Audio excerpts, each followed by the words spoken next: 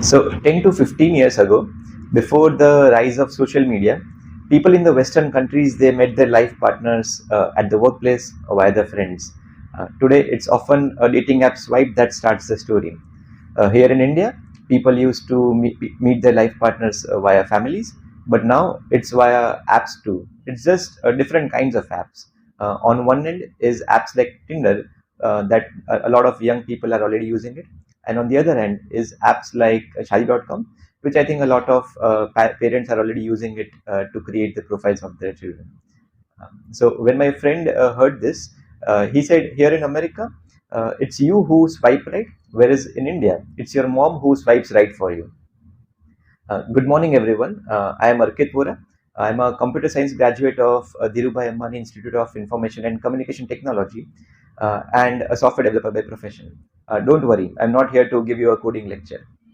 I'm here to talk about a very important topic that touches almost everyone here, whether we are married, unmarried, or we don't plan to marry at all. The topic for today is the changes in the values around marriages and families in our society in the last decade.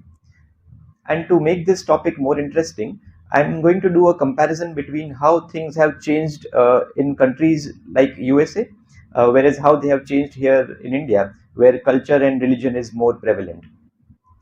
I'm going to break this topic down into three different points. The first is who decides to marry?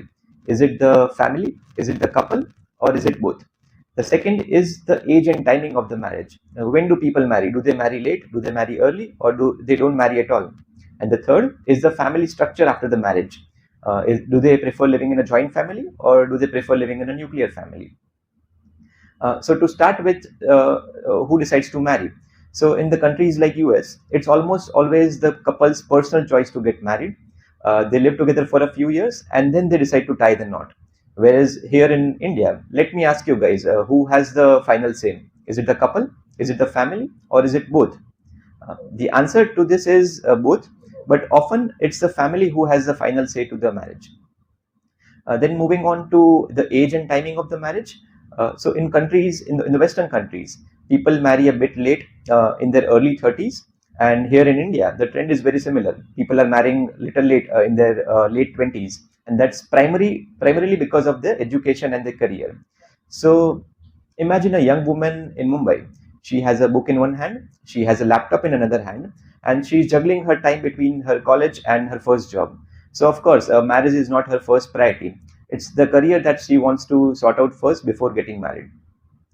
And then moving on to the family structure after the marriage. In US, it's almost the nuclear families by default, just the couple and maybe kids. Whereas in India, the joint families are like big banyan trees, strong, deep rooted, and sheltering a lot of people underneath it. But lately, what we have noticed is because of the job migration, the families are moving apart into different cities, and that banyan tree is now becoming a lot more smaller because the branches are moving away. So, to summarize, both across Western countries and here in India, people are marrying a bit late, the families are becoming smaller, and it's almost always the couple's personal choice to get married. And I have a friend, Alvaro. He's from Spain. He got married to his life partner at the age of 35 after living together for almost 8 years. I have another friend here in Chennai, Priya. She's 25 and she got married to her husband after meeting via the families. And when I asked both of them whether they are happy, Alvaro said, yes, I chose when I was ready. Priya said, yes, I chose what was right for me. And that's, I think, the real change. It's not about choosing the one right path. It's about the freedom to choose your own.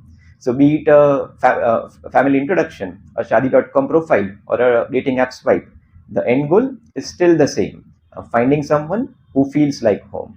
Thank you.